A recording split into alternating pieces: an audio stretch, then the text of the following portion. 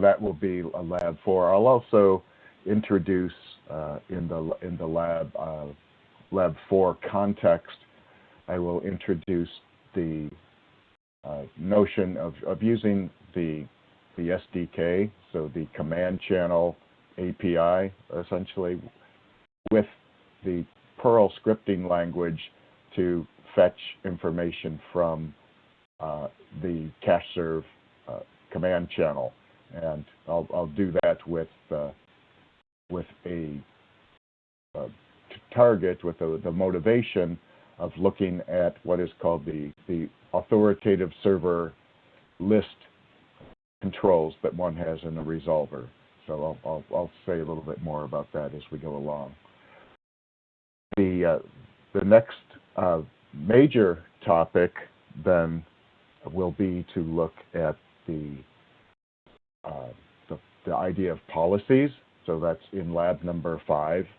This is a very significant part of the SIA products, so the threat avert, secure consumer, small medium business parental control solution.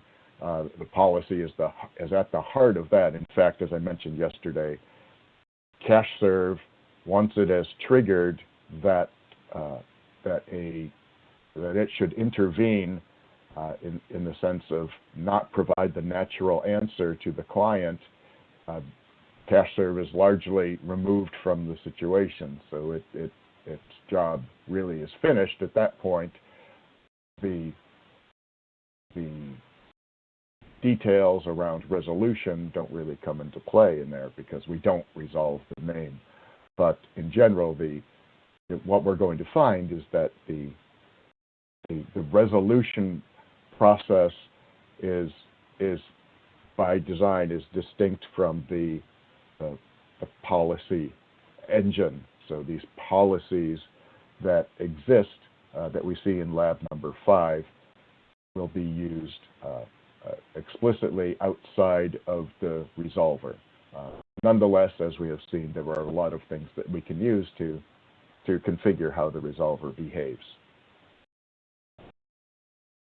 Once we complete the lab number 5, and in that case the lab will be to simply block a client. So we'll make a list of clients that we want to, we'd call it black hole because we don't respond to them. After that, we'll look at the events system, which is similar to but not identical to the AUTHSERVE event system. We don't spend time on S&MP because we've already done that. And then I want to look at rate limiting in some detail because it involves the policy framework that we introduced in lab number 5. So this, I think that's going to be the work for this morning, is the demonstration of the server query, looking at the round trip times, looking at the auth server list, policies and events and rate limiting. Then my thinking is that we'll talk briefly about the mechanisms for increasing resistance to cache poisoning that we have. That the server itself does a good job of protecting itself automatically, but one can, you have the resources, dedicate additional resources in the form of file descriptors to increase the number of source ports that the server uses. It makes it more difficult for an attacker to guess correctly the port number that is used, that is waiting for a response. So it can affect the ability of an attacker to spoof the server. I'll look briefly at the DNSSEC support, so how to enable it, which is very trivial. Again, understanding what is actually happening becomes a different story, but to enable DNSSEC awareness and DNSSEC validation involves just a simple update on the resolver object.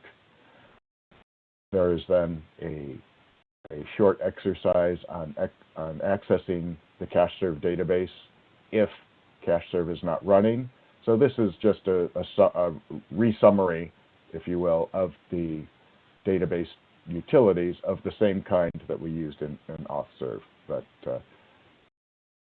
you'll see that there's some benefits from especially the CACHESERVE dump configuration, which allows you to extract a text format of the entire configuration database, which unfortunately you cannot do that in AuthServe, but CACHESERVE allows that.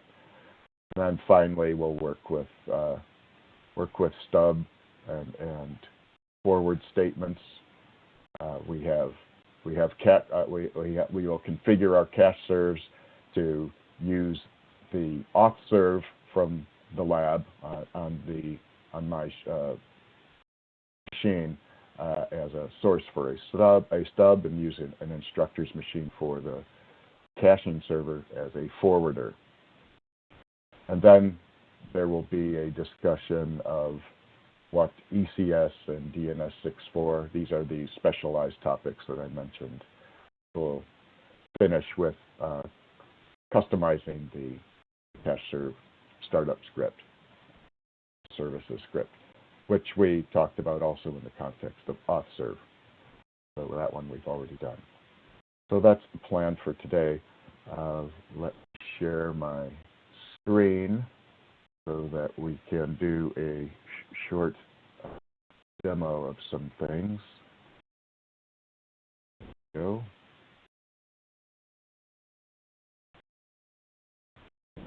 Here.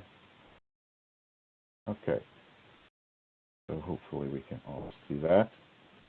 So the first thing I want to look at in the form of a demo is related to the topic that we finished with yesterday, which is the name cache and the delegation cache.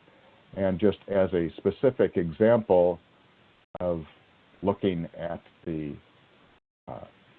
delegation cache, you can see here we're going to use the inspect delegation and look at google.com in the world resolver. The result of this command here is a list of all of the name servers for google.com. So when we look in the delegation cache, we see information that CACHESERVE uses for the authoritative servers.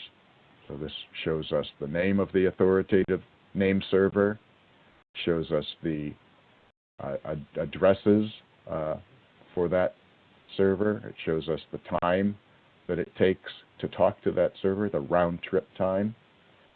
And we can see that we have NS4, NS2, NS1, NS3. So there are 4 name servers for the domain google.com. So the round trip time here is used internally by CACHESERVE to identify which one of these 4 servers that it could use, because it has 4 to pick from. So it can pick any one that it wants. They should all, in theory, provide exactly the same content, because if all the servers are synchronized, then it shouldn't matter which one you talk to. So CACHESERVE will always try to find the closest one. So you can see there's not a lot of difference between the times for some of these. But as you can see, this output is actually a little bit difficult to parse. I mean, it's structured very nicely, but it's very difficult to see as I scroll through here what are the round trip times for any of these things. I mean, it's clearly marked, but there's a lot of data here. And when I was looking at this one time, it occurred to me that in order to structure this data in a little bit easier to read format, this might be a good use of the API for the command channel, because although NOMTEL does a very nice job of making this a pretty output in terms of the indentation of all of the all of the objects, it's not actually very easy for me to extract information about which one of these servers is the fastest. So I would like to maybe, as part of a demonstration, show that yes, CACHESERVE is actually using the one that's the fastest, and preferring that one. So what I wanted to show you is just a use of the API. So I'm going to use a script that effectively emulates NOMTEL, and in the process execute a inspect delegation command and extract out these round trip times so that it's a little bit easier for me to ingest the information that's there. So in the lab manual, it's in the appendix, it shows you how to install the Perl API. There are similar instructions for the Python and the Java APIs, so you can see those. But I'll just demo this so that you can see how it works. So on each of your machines, you have a NOM SDK. This is a package that you would typically download from the support portal. Let me see if I have my support portal here somewhere. Here it is. Let me share this again, just to remind you what I'm talking about. If I go to product downloads here, let me see, where is the NOM SDK. So it's here. So as when you open up the support.nominum.com site, you will be able to download this NOM SDK, Software Development Kit, and you can get that and use it wherever on any machine. There's no licensing involved with that. Obviously, it talks to things that are licensed, so it's only useful if you have a license. So let me just unpack this tar xvf SDK. So you can see a bunch of things come out of here. There's Python, Perl. There's the Java thing down here. The Java file on the bottom. So I will cd to NOM SDK and then the Perl library here. So you can see the README will explain how to install this. So you could install this on a Windows machine or a Mac or a Linux machine or wherever you wanted to do it. Or README.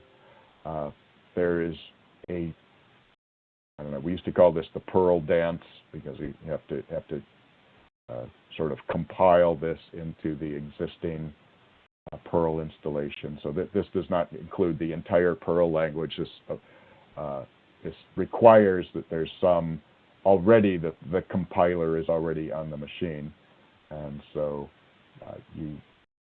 there's also some requirements on which modules are already installed. So that will vary from language to language. But here's the steps that one needs to take to complete this. So say Perl makefile, make, and then make install. So that is done. So now you can see that these are the Perl modules that have been added: command channel, messages, errors. These are all the things that will be used as part of the library to build programs. So I'll go back up to the top here. I also have a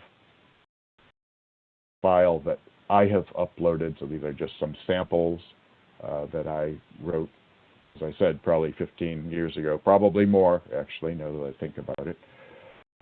But I'll extract these, CACHESERVE _ Perl, and you can see there's just a couple of very simple Perl programs. So one of these is command channel test. So let me just show you what that is. And again, you don't need to really know anything about Perl to just get a general idea of what is involved in making a command channel request using these language bindings. You see there's some declarations on the top where we say we want to import, I think that's what it's called in Python, this additional functionality into the base language, and then we open up a command channel. So this is the equivalent of nomtel CACHESERVE. So you can see the name of the service is provided in the program. So I just hard-coded it here. Of course, this could be a variable if you had something fancy that you wanted to do. But I just hard-coded CACHESERVE because I knew I was going to use CACHESERVE for this, with this program. And then that creates a command channel. So as I said, that's the equivalent of nomtel CACHESERVE. Next, I create a payload for, or a command that will be sent over that command channel, and that's called a message. And so the message is just literally this information, which in nomtel you would just say version, but in the API you have to provide this tag, this whole information type equals, well, the arrow sign, and version, in quotes. So that's the command, and then you can see this is all the action right here is to, over the command channel, I want to send this message that I created up here. Then the response comes back, and then I can do something with the response. So all I'm doing with the response is I'm typing or extracting the version field. That's all I'm doing. So to run this, let me see if this will work. So Perl command channel test, and I get 7.7.1. This is identical to what happens when you say nomtel -f version CACHESERVE version. So this is the nomtel CACHESERVE version, but then I'm telling nomtel to extract only the field called version, so that you get exactly the same information. So I'm going to use one of the other little scripts that I had in here, show you the list of them. I have one called CACHESERVE check round trip time.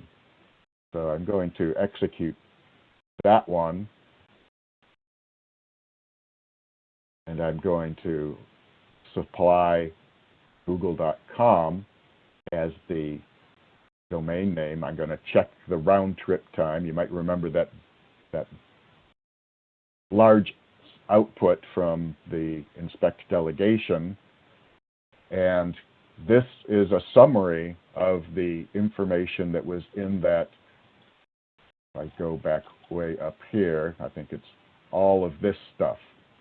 So you can see here, there's a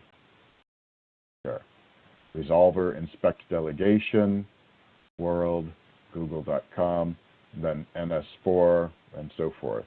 So the output of this thing, of this little script, is just telling me what are the round trip times for NS1, NS2, NS3, NS4.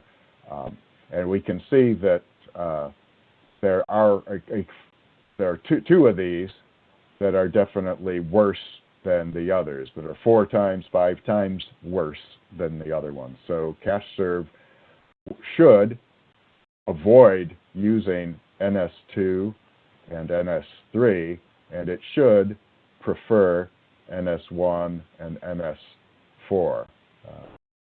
Little bit NS4 over IPv4 is a little bit slower, but not by a whole lot, not compared to these other two. So how would I know which server CACHESERVE is using? Well, for that, I can use that tool that we talked about yesterday called server.query. And this is why I've introduced this entire array of things, is because I want to remind you about the properties of server.query. Go back into NOMTEL, server.query. This is a way of emulating a request. So I'll see that let's do a tab completion. So these are all the different things that I can define for how this query will be presented to the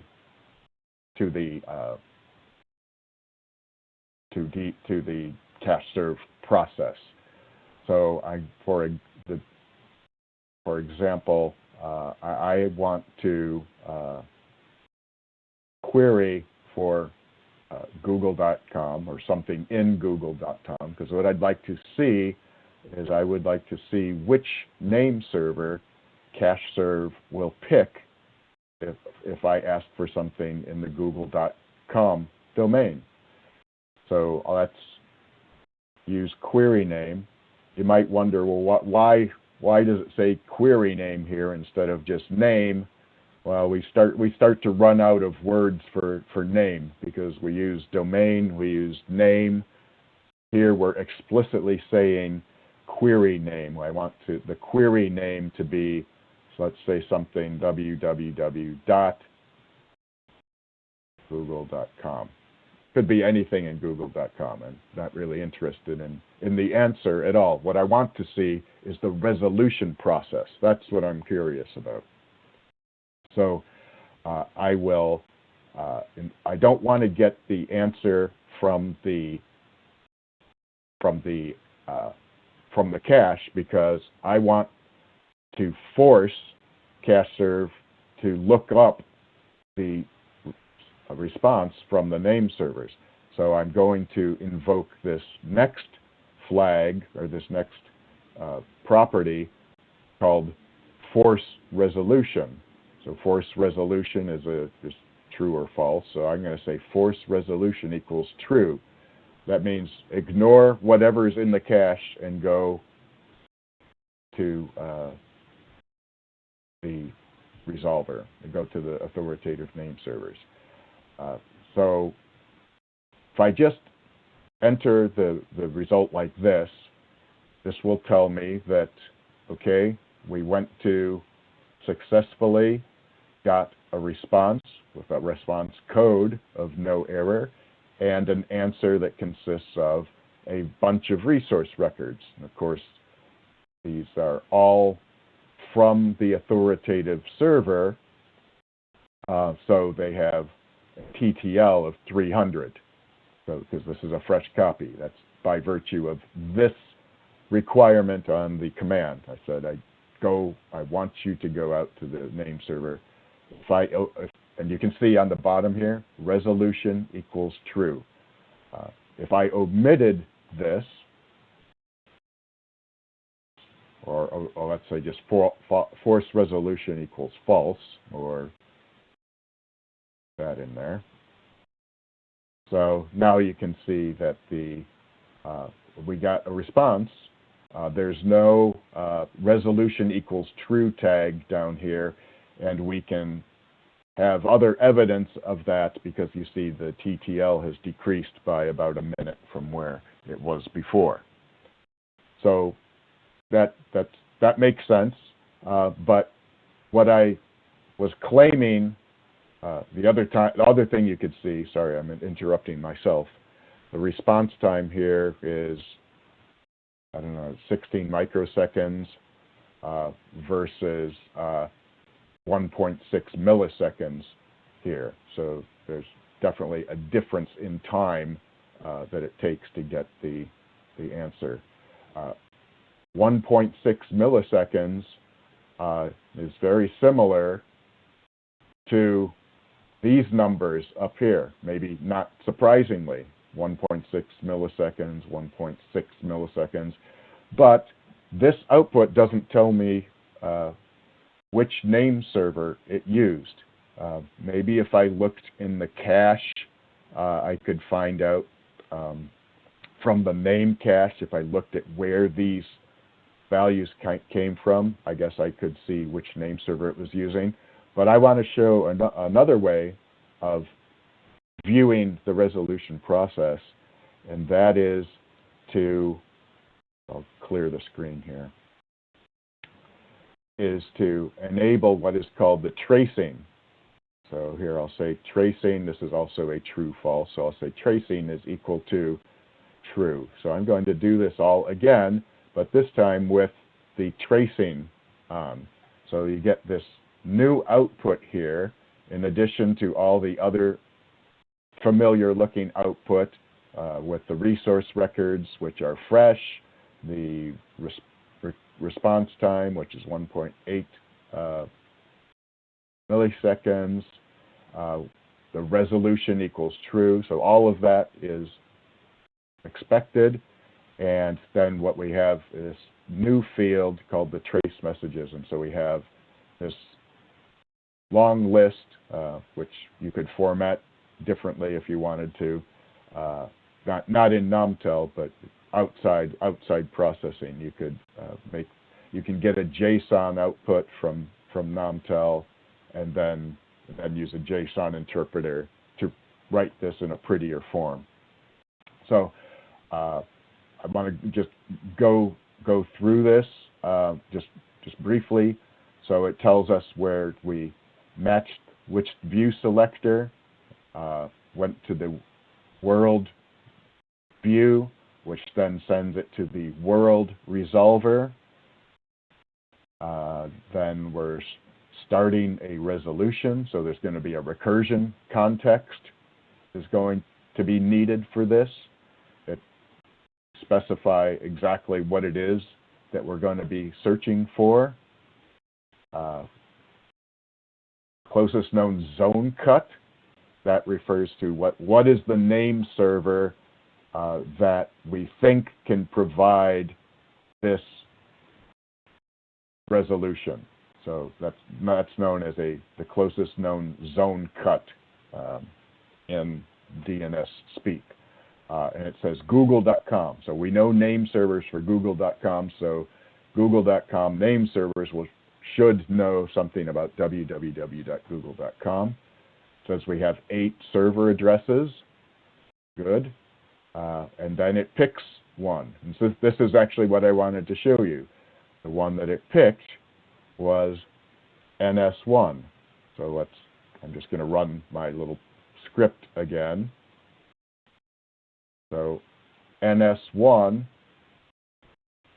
is the one that it picked. So this is one of the fast ones. So that's expected that it would prefer the fastest one. And then there's some other things about what it's doing. It says the UDP, which port number it's selected, and so on and so forth. There's a little bit of talk about policies. Well, that's what we're going to be introduced to next. So I just wanted to use this as sort of a motivation for the use of this server.query that we talk about in lab number 4, because it is really a useful thing for even for learning what CACHESERVE is doing, not only for troubleshooting, but just for general sort of training purposes. Okay, so let me share the PowerPoint again.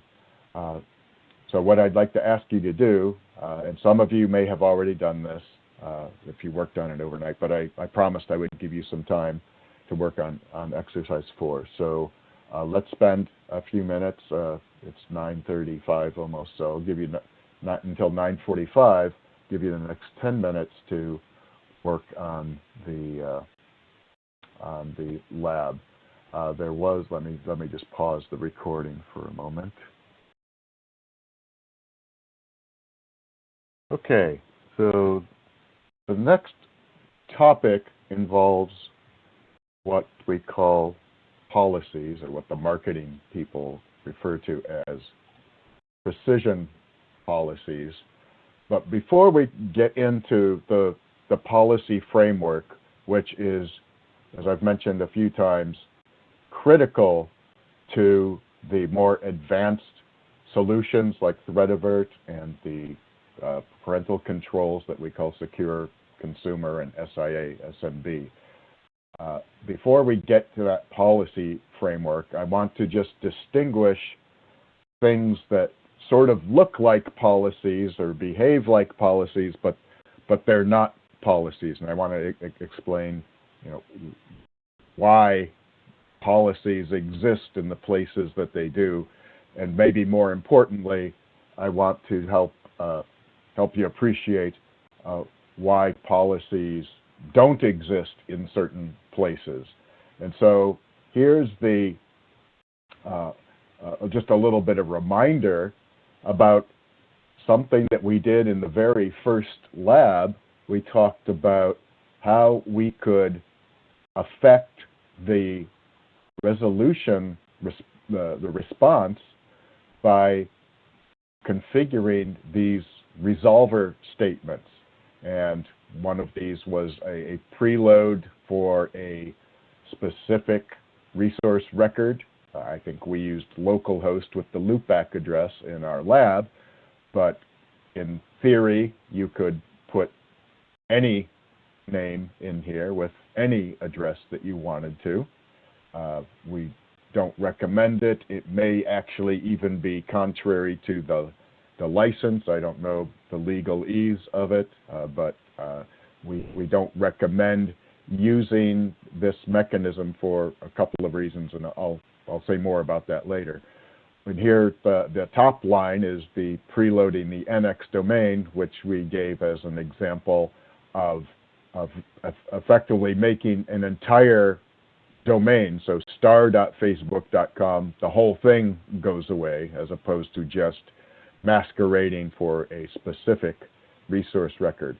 So these are all updates to the resolver object, and they are effectively permanent cache entries, right? Well, the preload certainly is a permanent cache entry. It survives even a reboot of the server because this is persisted in the configuration database. This is part of the CACHESERVE's configuration on disk. So this is a permanent cache entry. This is not really a cache entry, but this is synthesizing a non-existence claim for an entire domain. And so if I go, I don't know if I can easily, let me see if I can find quickly the famous picture, this picture here that I like to refer to. So remember that the queries are coming in from the left. They're being pulled off of the network stack and processed through views and view selectors. And then you get into this part here where you have the cache and then the instructions for looking up things that are not located in the cache. So this is the resolver, this orange or color, whatever this is. the resolver has a few statements that you can use to effectively control the resolution process for those specific names. So like Facebook.com, it's like you stuck a negative Facebook.com entry in here. Or the loopback address, it's like you stuck a permanent entry in here. In general, we don't mess around with this outbound lookup processing. This is a pretty complicated and somewhat delicate algorithms that are interdependent, and there's a lot of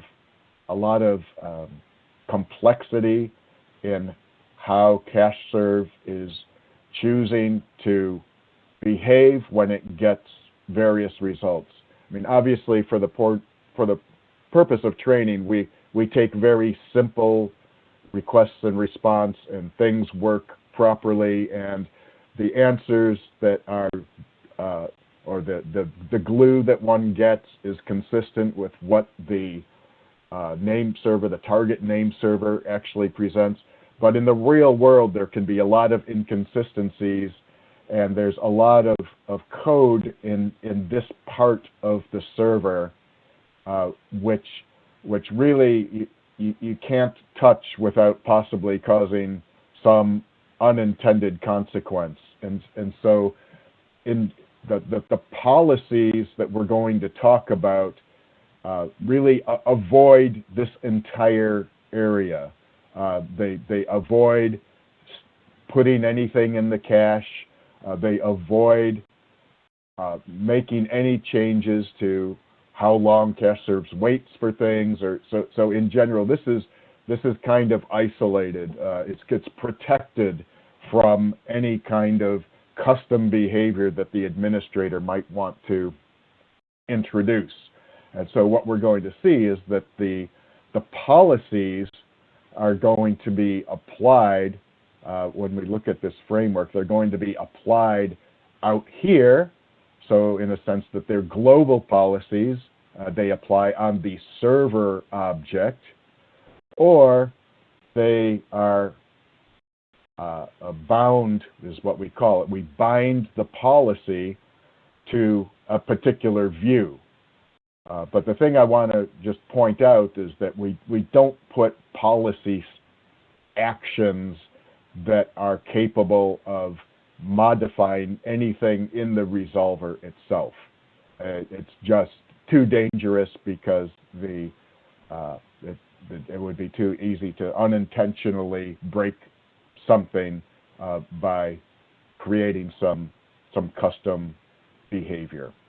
So one pretty much, you can make specific configurations on the resolver. I mean, the resolver has plenty, and I just want to demonstrate one of the resolver controls that can be used, for example, to avoid a specific name server. And the reason I'm introducing this idea is because it involves lists of IP addresses, and the lists are used for a different purpose than for policies. So when we talk about policies, I'm just going to go back to our policy screen, wherever it was back here, policy. So when we start talking about policy, you're going to see that the policy uses lists, but it's not just the policies that uses lists. So when you see a list, that doesn't necessarily imply that, oh, there must be a policy involved. So I'm going to just take a little bit of a detour off of the slides, go back to our server here, and remind you of the situation for Google.com, which has 4 name servers. And as we can see, they're multi-homes. They have both IPv4 and IPv6 addresses. So as far as CACHESERVE is concerned, it's like there are 8 servers, and you can see that here. it considers that there are 8 known server addresses. But suppose, and here's the basis of what I want to talk about here. Suppose one of these servers, say NS1, say that server is giving bad answers. How could that be? Well, it's easy, because remember, these servers, these authoritative servers, they're all synchronized with each other. And if I can't tell from here which one is the master, I could look at the SOA for Google, and I could possibly I could get the answer. So I could say dig google.com SOA, and in theory, the SOA is telling me that NS1 is the master. And that's what this says. This is necessary so dynamic updates could go to that server. A client can that doesn't know who's the server, who's the master, who's the slaves. It can identify who to send an update to. You know, whether it's true or not, I don't know. I mean, this is just what's in the SOA. Could be true, might not be. I don't know. But if NS1, so let's say that so NS1 appears to be the master. Okay, fine. So let's pick a different one. Let's pick NS4, for example. So let's say that NS4 is giving bad answers. NS4 seems to be a very attractive server because it has very low round trip time. So it's likely that CACHESERVE will, most of the time, use that. It will prefer that until it learns to use something different. But what if NS4 is giving bad answers because for some reason it cannot talk to its master? So NS4 is a slave, but it's lost contact with the master, and so it has old data in it. It's not synchronized. And I have figured this out because customers have been calling me and saying they can't get access to Google. And so I figured out that, it looks like NS4 is bad. So what I would like to do as an administrator, what I can do as an administrator, is I can tell CACHESERVE to ignore NS4. And that is part of a resolver configuration that we can see if we go into nomtel CACHESERVE and resolver.update, and then I just use this to show you the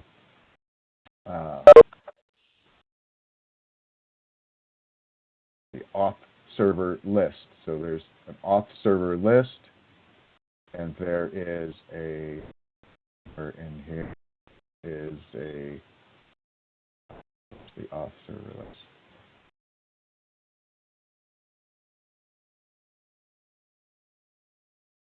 Yeah, so the auth server list.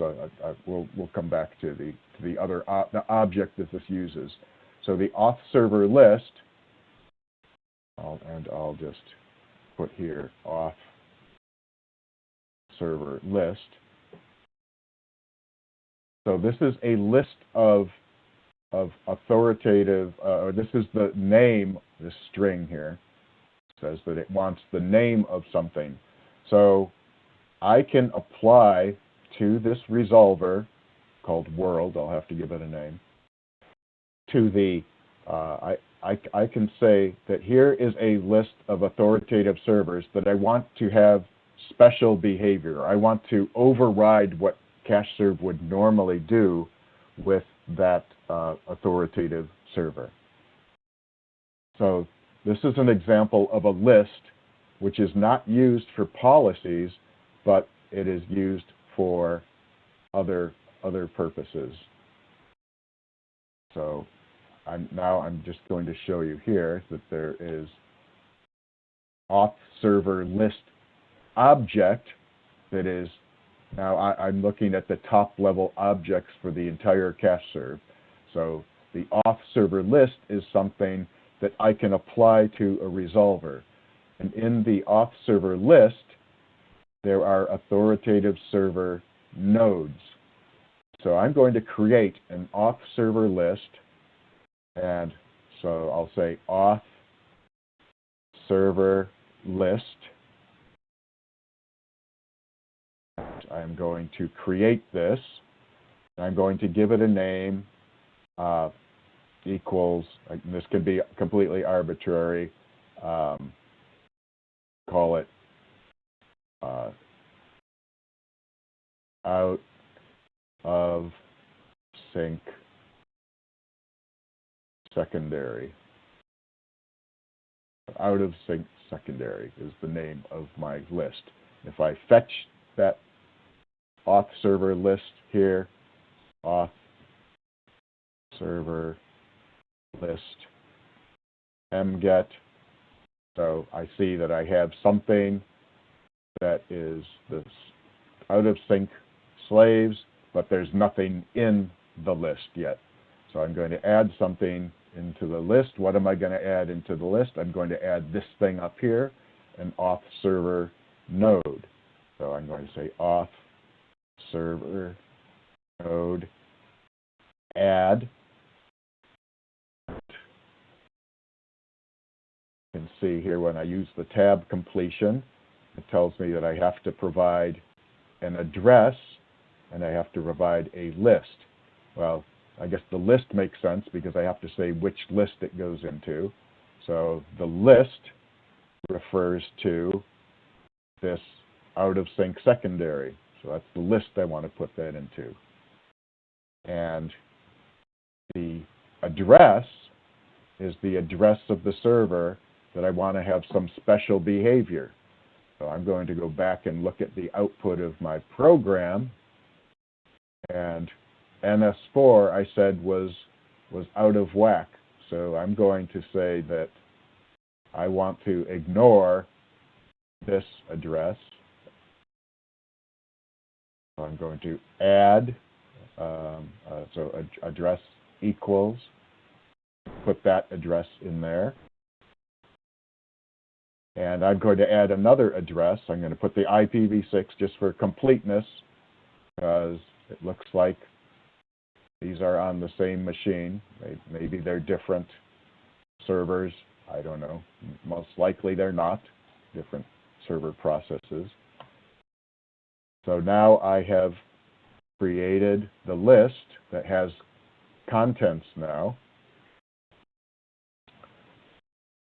So I have two things. But the list doesn't, I didn't say what I want to happen with this authoritative server list. So I'm going to update these address server nodes. So auth server node, update, address is equal to this guy. And then I use the tab again. And you can see I have some choices for how CacheServe should treat this name server. You can see there's max EDNS UDP size, EDNS, DNSSEC aware, and lastly, the one that I want to point at is ignore. So I want the server to ignore this name server. Okay, so I'm going to say ignore equals true. So ignore equals true. I forgot the list. I have to put which list it was in. I guess it could be in multiple lists. So list is equal to out of sync secondary. Now I have to repeat this command. Back up to the top. Repeat this command with the other IP address. I wonder if it has tab completion, if it's smart enough to understand that. Yeah, it does. So it knows that it does tab completion. So they both start with 2. So it gives me 2 options. So I put the tab now, and so I don't have to copy and paste. So I say ignore. Okay, so now I've got this list. The list has some addresses in it, and it has some behaviors associated with those two addresses called ignore. Now, all I've done is created the list. The list by itself isn't actually attached to anything. It's just sort of floating around in the system, taking up space. That's all it's doing. So if I want to, I could check to see that in fact there's really no effect of this. I can go back into, actually, why don't you go back into NOMTEL, and I'll use server.query. So server.query. I'll say queue name, query name is equal to www.google.com. And what was the next thing we needed to do? We wanted a tracing is equal to true, force resolution equal to true. So let's see what it does. So we can see that, not surprisingly, it has picked NS4 to be the fastest server. So it has chosen that one for the resolution. If I do this again, it's picked NS1, so that's also pretty fast. We know that. NS1 again, NS1, maybe NS1 has come up faster. But you can see that so far it says we have 8 servers, and then it has picked NS1 and NS4. Those are the fast ones. So if I want this address list that I made to have some effect, I have to apply it to the resolver, the world resolver. So the world resolver is here. So resolver.update. And which resolver? Well, the world resolver. Actually, I only have one. And now I'm going to apply that auth server list, which is out of sync secondaries. I'm going to apply that to the world resolver. So now the world resolver is updated. I can say resolver.mget because I'm lazy. And see, here's the resolver named world, which is now has the auth server list applied to it. Now, if I do server.query again, what I should see is that CACHESERVE should recognize I need to ignore those 2 items that were on that list. So let's see what happens. Here we see, found the view world, resolver world. Closest zone cut is google.com, and then we see here ignoring server NS1 NS4, sorry, due to the configuration, and then NS4 with the IP address, the IPv6 address. So we only have 6 left.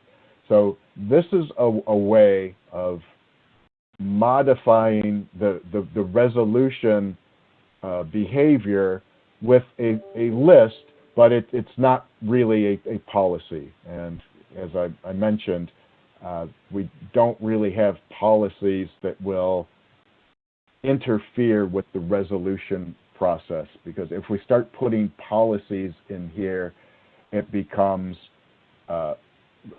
very likely something will go wrong. And so the policies are going to show up either before resolution, and in fact you can see this here, iterating pre-query policies. So before we even look in the cache, there are some policies that are going to be looked at. And then you can see after everything is done, so got a response, got the response, done resolving, and then you can see iterating post-query policies. And then there are pre-send policies. So this is after we're done with this particular resolution, there might be a policy that looks at the response or does something. And then pre-send, that means after all the resolutions been done. So maybe an alias had to be followed, or there was some multiple steps to do the resolution. When the entire response is packaged up and ready to go, then excuse me, then you look at the policy.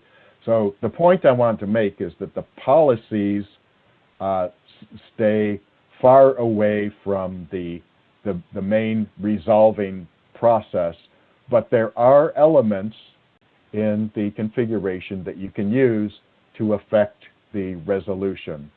And those are typically resolver configurations, like the preloads, like the auth server list, like the stubs, like the forwards. So in this section, we're going to see something that implements a policy that controls the processing. As we say, it's not the resolution part, but it's sort of the part before or after resolution. And here we can see that the policies, where they apply, they are bound to either a view or the server as a whole. So they're global. So they appeal or apply rather to a subset of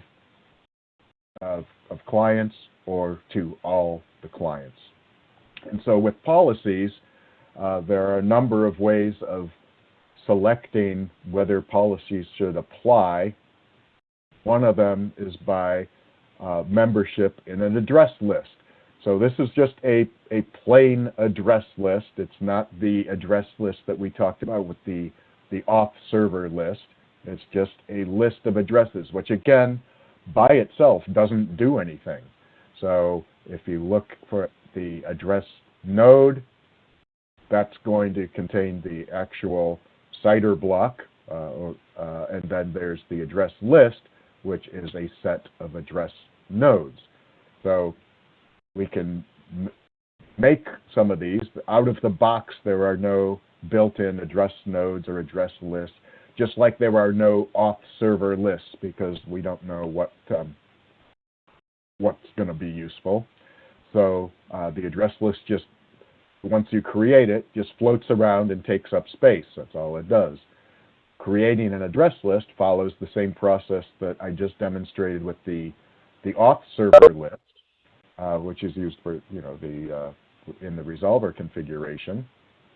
So here's, let's say we create a list with, we're going to have a list of DNS clients that have been abusing our server. So they're denial of service attacks. So these are the bad guys. We're going to make up this list. Here's, you can see that we have the list. Now we can add to the list some address nodes, either individual IP addresses or blocks of IP addresses if we want. So much like the auth address list that we had before, auth nodes, we can put the addresses in here.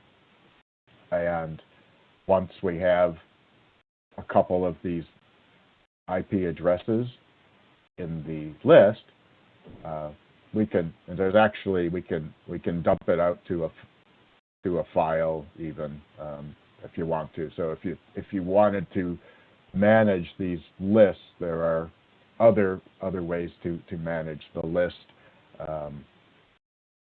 through a text file, if that's the way you wanted to do that. So you can load through a text file if this is something that you did a lot of, rather than entering manually by NOMTEL. Although I think that if you could also write a program that would use the command channel API to manage the lists if you wanted to.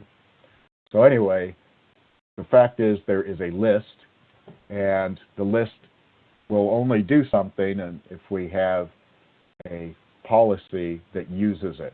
The policy has two main components. It's conditional behavior. It's kind of like a if-then statement, effectively. and we call the condition the selector. So we have a selector that identifies which DNS queries we're going to evaluate the policy on. And then there is an action that says what to do. So if something is true, then do this thing. The policy itself, once you create the policy, doesn't actually do anything.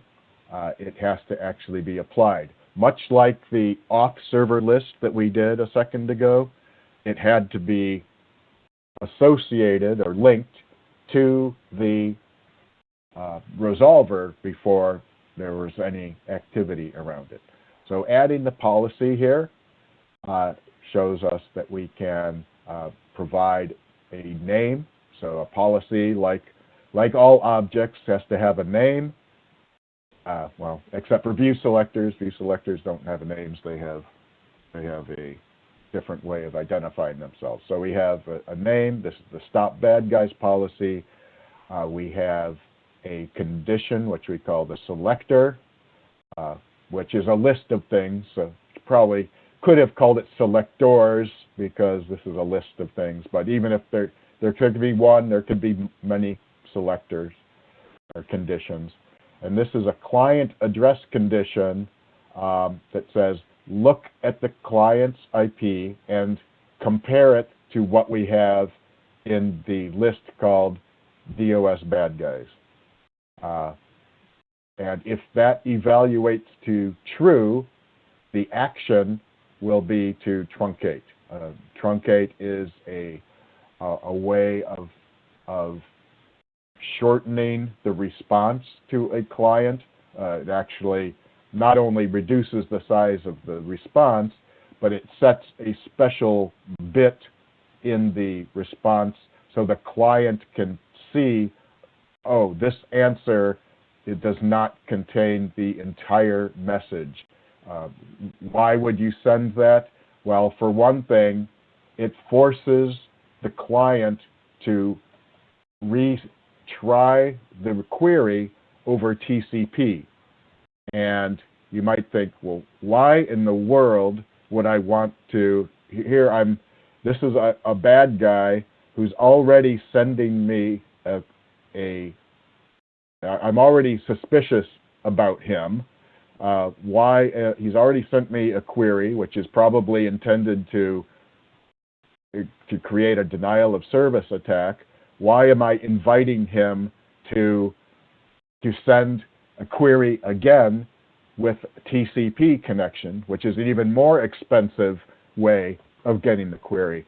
And the answer for that seemingly bizarre logic is that in some kinds of attacks, the requester is not actually the requester because the source IP address has been spoofed. And so the response is intended to go to a victim somewhere, a third party that is going to get a flood of traffic. This is called an amplification attack because it's used in an orchestrated manner where lots of DNS servers participate in this thing and send just a giant wave of traffic to a third-party victim. By sending truncate, what that does is it sends a small response, and yes, it goes to the victim, but it is not an amplified response, which could be tens of thousands of bytes in multiple DNS UDP packets, because there's a way for the client to also request, send me the response in multiple UDP packets, and I will reassemble them when I get them. It'll be my job. So that's why truncate can be useful in defeating these amplification attacks. And if you ever take the threat avert class, we talk a lot about that because there are policies that are designed especially for that. And the truncate yes, we still send a response to the victim, but the attacker could have created the same thing by sending a similar size request to the victim. So we haven't made the situation worse, I guess, is the idea with a policy that helps to reduce the effect of these amplification attacks, is that we don't do any amplification. It's just a one-for-one kind of amplification factor of 1, if you will. So anyway, that's a lot more than I'm sure you cared to hear about why you would pick an answer like truncate. But in general, these selectors, there are lots of selectors, and if I go back to the server and I look at the policy, say policy add, see the selector here, selector, see the first thing is a list, initial query name, so this is just matching on the first name as opposed to any aliases or C names that get followed, but let's just put in this parentheses here so that we get an idea. You can see that there's client address, so this refers to a list, much like we had in the slides that we're demonstrating. So that way you can maintain the address list separately from the policy. But if you want to hard code the policy, the IP address in the policy, you could use something like client address is, and then you can see you also got destination, addresses, destination port, device group. We would talk about those when you talk about secure consumer. Named selector, so this is a referral to another selector that is floating around in the system somewhere. There's a whole bunch of different things in here. The query name is or the query type, so the type, the response size. Obviously, this is something that would have to be evaluated after CACHESERVE knew what the response was, because you can't evaluate if the response size is over a limit unless you have the response. So anyway, there's a ton of different conditions that you can put together, and you also see you've got some Boolean logic here. So I can chain these together to form really complex policies. For the purposes of our lab, we're going to keep this really, really simple. There are some examples in the later labs that show you how to do more advanced policies with multiple conditions. But for this first look at it, we're going to just stick around with a single condition. So, and then in terms of the actions, truncate, probably a poorly chosen example here because it doesn't make any sense to do in the context of the lab maybe, but we can see that we can provide an answer, a fake answer probably. We can return an NX domain. We can send back refuse. You've seen refuse before in the status, server fail, or drop.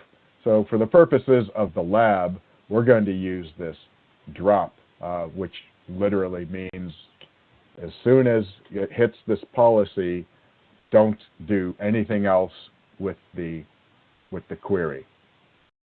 In fact, don't send a response at all. So that's why we call this a black hole. But the policy itself, once you create this policy, you add it here, you will see in the lab that the policy by itself doesn't do anything.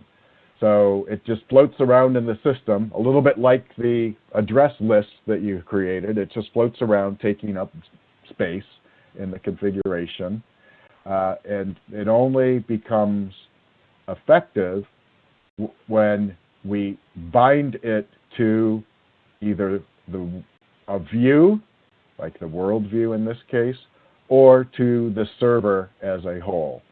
So we bind this thing, we bind the policy with the name we chose to the view world, and there is a priority number that you must supply, and that priority number is to break a tie in case there are multiple policies that could be enforced, because only one policy would be enforced at any particular level. So the priority number is what determines which policy wins if there are multiple conditions that would possibly be true. So there's also a when field. So it says when to try to evaluate the policy. And we saw that in the result of server.query, because we saw there was a pre-resolution and or which was called pre-query. That's the default. So if we don't specify when to run or to evaluate this policy, the default is to do the policy evaluation before we look into the cache. So you want to do it as soon as you can. You don't want to bother doing any resolution. Don't even look to see, do I have the name in the cache, if you're going to distort the resolution process. And then there's the later ones that I showed you, post-query and pre-send. So that's the idea of the policy, and then binding the policy to a scope, either a particular view or the server as a whole, which means it's global. As far as the priority number, it's the lower priority number which has the higher preference. So I think that's the same way like email servers work in MX records and things like that. If you have equal priority, so we advise against having policies with equal priority number. It's not clear which one is going to be defined, which one is be executed rather. So exercise 5 is your first chance to create a policy. We'll call it the black hole policy because client requests come in, but they don't come out because you're going to use the action called drop.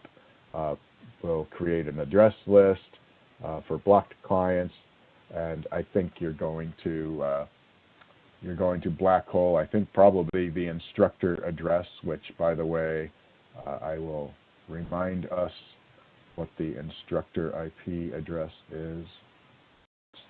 This one here. And then you can use server.query to verify that it works. You can also use, for this particular policy, we can use CACHESERVE stats. And what you should see in CACHESERVE stats is that queries from the instructor are coming in, but they're not going out. So this should be reduced. The outbound traffic should be reduced substantially. So we're going to do exercise 5, but I think we should take a break first. So we'll take a quick 8-minute break or so, and then we will come back and do the lab number 5. Any questions about policies?